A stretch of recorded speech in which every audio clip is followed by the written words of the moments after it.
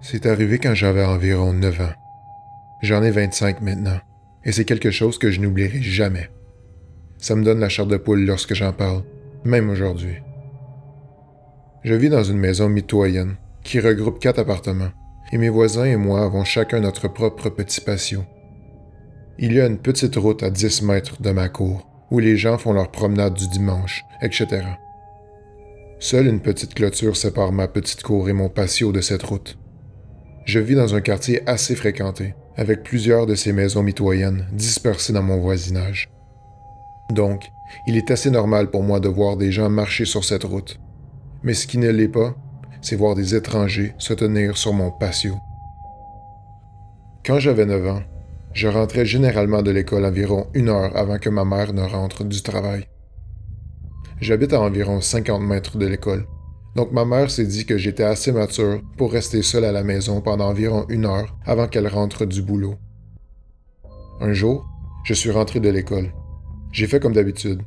J'ai bien verrouillé la porte d'entrée et j'ai vérifié 2 fois que la porte arrière menant au patio était également verrouillée. Souvenez-vous, j'avais 9 ans et être seul était un peu effrayant même si c'était au milieu de la journée et seulement pour 1 heure. Je me suis alors précipité dans ma chambre à l'étage pour jouer aux jeux vidéo autant que possible avant que ma mère ne rentre à la maison et me fasse faire mes devoirs. En jouant, j'ai entendu ce bruit qui venait de l'extérieur devant ma fenêtre. Ma chambre était située à un étage au-dessus du patio, avec vue sur la route dont je vous ai parlé précédemment. Ça ressemblait au bruit d'un chat. Par contre, mon chat avait disparu depuis plus de 3 mois. L'espoir a jailli et je me suis dit « Oh mon Dieu, il est enfin revenu! » J'ai couru en bas pour vérifier si c'était mon chat, mais ce que j'ai vu à travers de la fenêtre me donne la chair de poule rien qu'en écrivant ceci. Il y avait un homme qui se tenait sur mon patio. Un grand homme avec des cheveux noirs couvrant la moitié de son visage. Je pouvais l'entendre faire des sons aigus, presque comme un chat qui miaule. Un liquide brun coulait de sa bouche, et je le voyais cracher les magots de mon père.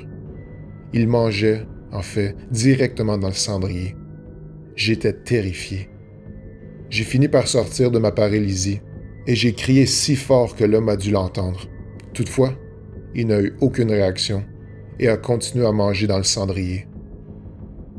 Je suis monté dans ma chambre, j'ai fermé la porte à clé, et j'ai appelé ma mère, qui a ensuite appelé les flics. Je n'avais jamais été aussi terrifié de ma vie. Allongé sous mes draps, je tremblais de peur en entendant les bruits aigus du type qui mangeait des mégots de cigarettes dans le cendrier de mon patio. Je me suis un peu évanoui pendant un moment parce que la seule chose dont je me souviens ensuite, c'est l'arrivée de la police sur la route près de mon jardin. Je les ai entendus parler à l'homme en disant « Mais qu'est-ce que vous faites? Venez ici, ou nous allons venir vous chercher. » L'homme n'a pas répondu, mais les sons aigus étaient plus fréquents et plus forts.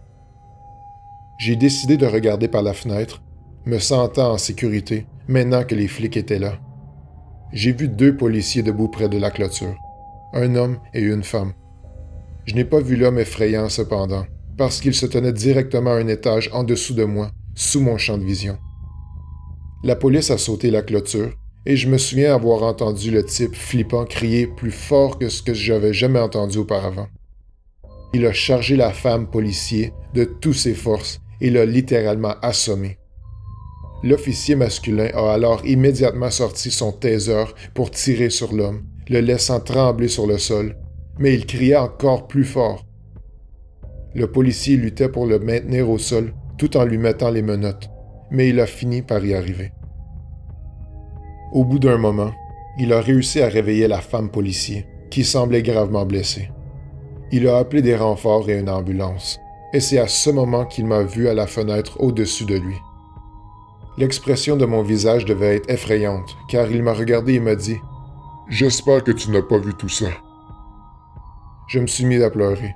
À ce moment-là, les voisins ont commencé à arriver en demandant ce qui se passait. Une de mes voisines, une femme âgée, m'a fait descendre et elle s'est occupée de moi jusqu'à ce que ma mère revienne à la maison. La police a amené le type effrayant dans la voiture et sont partis. Avant de partir, ils ont promis de revenir nous parler de ce qui s'était passé. C'est là que l'histoire prend une tournure inattendue. Le policier est revenu plus tard dans la soirée et s'est assis avec ma mère et moi pour discuter. Il m'a expliqué que l'homme qui se trouvait sur mon patio était en fait atteint d'autisme sévère. Il s'était échappé d'un établissement où vivaient des personnes handicapées mentales, situé à environ 5 km de notre maison. Le policier m'a expliqué que l'homme vivait en fait dans ma maison il y a 5 ans, mais qu'il avait été forcé de déménager quand sa mère, sa seule gardienne, est morte. Le pauvre gars pensait probablement qu'il trouverait sa mère chez moi. Les routines lui manquaient et le fait de vivre ici avec sa mère lui manquait. La police a dû le déplacer de la maison il y a 5 ans, car il était très fort physiquement.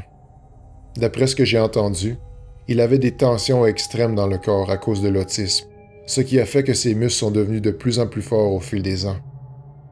C'est la raison pour laquelle il a réagi comme il l'a fait lorsque la police est venue ce jour-là. Toujours effrayé, j'ai dit au policier qu'il devait s'assurer que cela ne se reproduise plus jamais. Après quelques nuits sans sommeil, ma vie est revenue à la normale. Les années ont passé et le type n'est pas revenu. Jusqu'à il y a 1 an. À cette époque, ma mère et mon père avaient déménagé. Je leur ai acheté la maison et j'y vis encore aujourd'hui. Je prenais mon café du matin sur le patio quand j'ai aperçu un homme anodin qui s'arrêtait sur la route près de ma clôture. Il est resté là, à me regarder. Je l'ai regardé et lui ai fait un signe de tête. Quelques secondes plus tard, j'ai entendu des bruits aigus. « Putain, c'est lui! » me suis-je dit. Ses cheveux étaient devenus gris, mais les sons aigus m'ont fait comprendre. Mon cœur s'est mis à battre la chamade et je me suis instantanément rappelé la raison de son retour. Je me suis rendu compte qu'il avait dû réussir à s'échapper à nouveau. Comme j'ai pu garder mon sang-froid un peu plus longtemps qu'à l'âge de 9 ans, j'ai commencé à réaliser à quel point j'avais de la pitié pour ce type. 16 ans plus tard, il était revenu, toujours à la recherche de sa mère. J'ai décidé de lui demander doucement s'il voulait venir au patio. Il a instantanément sauté la clôture. J'ai commencé à penser qu'il allait m'assommer comme il l'a fait avec la policière. Toutefois, ce n'était pas le cas. Il m'a regardé et m'a souri. Son visage valait 1000 mots. J'ai proposé de s'asseoir, mais il n'a pas répondu. Je lui ai alors proposé de venir à l'intérieur, et il s'est mis à rire joyeusement. J'ai alors compris qu'il voulait aller à l'intérieur. En entrant, son visage s'est illuminé, de la pure joie. Il était chez lui. Cela lui a rappelé la vie qu'il avait menée avec sa mère. Ça m'a presque fait pleurer. Tout d'un coup, il s'est assis sur mon canapé, a allumé ma télévision et est passé directement aux dessins animés. Je l'ai observé pendant un certain temps. Il était complètement concentré sur les dessins animés. Je voulais juste qu'il profite du moment, alors je ne lui ai rien dit. J'ai réalisé que je devais appeler l'établissement pour les prévenir. Les gardiens sont arrivés 10 minutes plus tard. Avec beaucoup de conviction de la part des gardiens, l'homme s'est relevé, en pleurant, et ils sont retournés à l'établissement. J'ai appelé l'établissement 2 jours plus tard, et nous avons conclu un accord. L'homme s'appelle Tom, et je considère maintenant Tom comme un ami. Tous les dimanches, à partir du jour de son retour, Tom et ses gardiens me rendent visite pour regarder les dessins animés. Ils disent que c'est le meilleur moment de sa semaine. Cela me fait chaud au cœur. Pendant longtemps, j'espérais ne jamais revoir le mec sur mon patio qui mangeait dans le cendrier. Maintenant, j'ai hâte à tous les dimanches pour regarder les dessins animés, moi et mon ami Tom.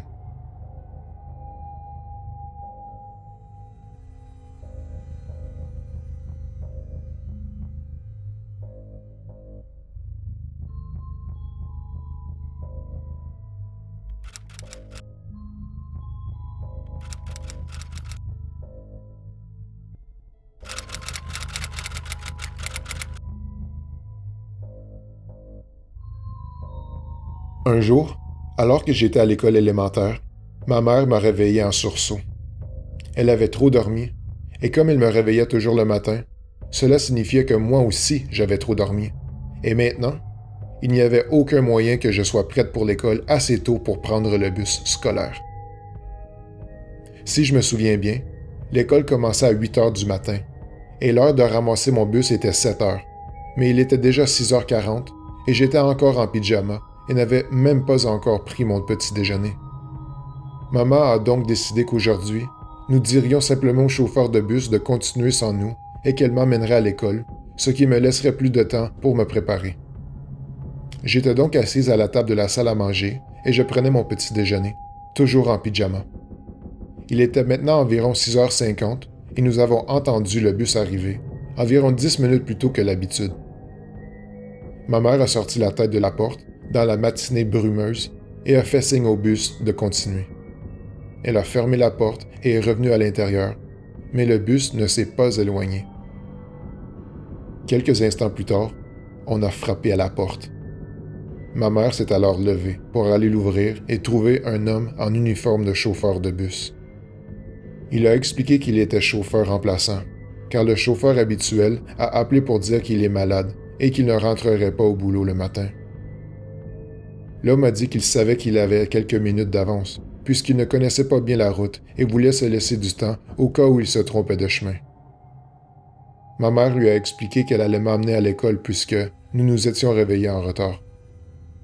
Pour une raison inconnue, toutefois, l'homme s'est alors visiblement énervé et a dit qu'il pouvait attendre quelques minutes puisqu'il était déjà en avance. Ma mère a insisté que non, je ne serais pas prête à partir dans quelques minutes, et lui a dit que c'était bon et qu'il pouvait continuer sans nous.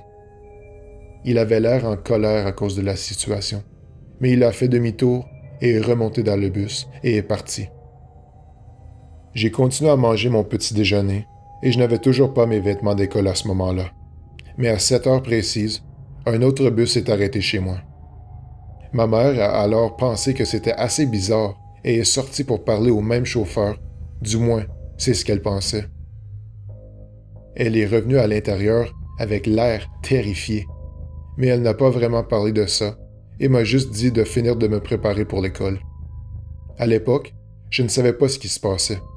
Cependant, ma mère a fini par me le dire quelques années plus tard. Lorsqu'elle s'est rendue à ce deuxième bus, elle a constaté qu'il était conduit par mon chauffeur habituel et qu'il était rempli de tous les autres enfants qui se trouvaient habituellement sur le trajet. Au fait, l'autre bus qui était venu plus tôt était en fait vide. Ma mère a dit au chauffeur habituel que le chauffeur remplaçant était passé un peu plus tôt et il lui a dit qu'il avait appelé pour dire qu'il était malade. « Je n'ai jamais appelé pour dire que j'étais malade, » a-t-il répondu. « Il n'y a pas de conducteur remplaçant sur mon itinéraire ce matin. » Le chauffeur a immédiatement appelé la centrale, paniqué, et a dit à ma mère d'aller à l'intérieur et d'appeler la police et de signaler l'incident, ce qu'elle a fait sans que je le sache. Le chauffeur a continué. « Il n'y avait absolument personne pour faire ce trajet ce matin. Qui que soit cet homme, c'était très probablement un kidnappeur qui avait pris votre fille pour cible. » Je n'en ai plus jamais entendu parler, ni même si quelqu'un d'autre avait fini par se faire ramasser par ce mystérieux, faux chauffeur de bus. Mais il y a de fortes chances que si j'étais monté dans ce bus, je n'aurais jamais pu aller à l'école, ni rentrer chez moi. Et si ma maman n'avait pas trop dormi ce jour-là, j'aurais sauté dans ce bus, et qui sait ce qui se serait passé.